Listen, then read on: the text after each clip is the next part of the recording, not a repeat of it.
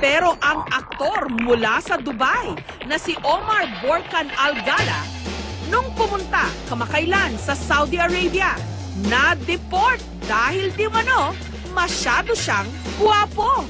Believe it or not, pwede ka palang ma-deport dahil malakas lang ang iyong appeal. Ayon kasi sa mga kumalat na report sa internet, natakot daw ang mga otoridad sa Saudi Arabia na sa sobrang kagwapuhan ni Omar at ng dalawa pa niyang kasama, baka magkagulo at marami ang ma-inlove sa kanilang mga babae sa Saudi. Ang Saudi Arabia kasi kilalang konserbatibong bansa, lalo na pagdating sa kanilang mga kababaihan.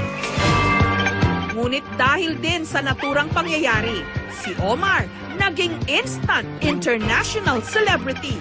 First day, two Chinese people that were walking and they recognized my face, so they asked for taking a picture and they were like forcing me on taking pictures. So I accepted the picture and I took a picture with them. They were good people. I like them. Now I start noticing a lot of people recognizing my face when I go out, especially like in the malls and the crowd places.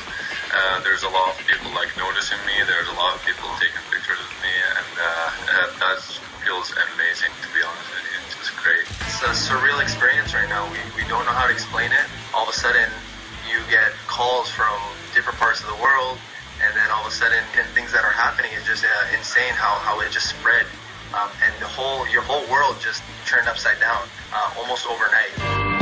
Nakakakilig yung itsura niya, gapo. Para siya artista. Gaya ng Middle East na nandito yan kasi pogi yan mga anak ng babae. Gapo. Pati nga ako, kalalaki ko tayo, nakakita ko sa kanya. I had the body for the model. I'm a tall guy. I'm 6'4". So I tried it and I liked it. I tried to be a model. I tried to pose in front of the camera, and so I just kept going on it and make it better and better. Yeah, I'm single.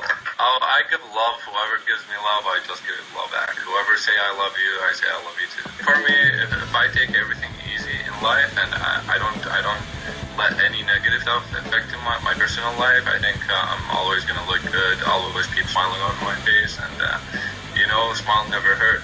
I love you guys. I really appreciate your love. I really appreciate the support that you guys give me, and mahal kita and salam.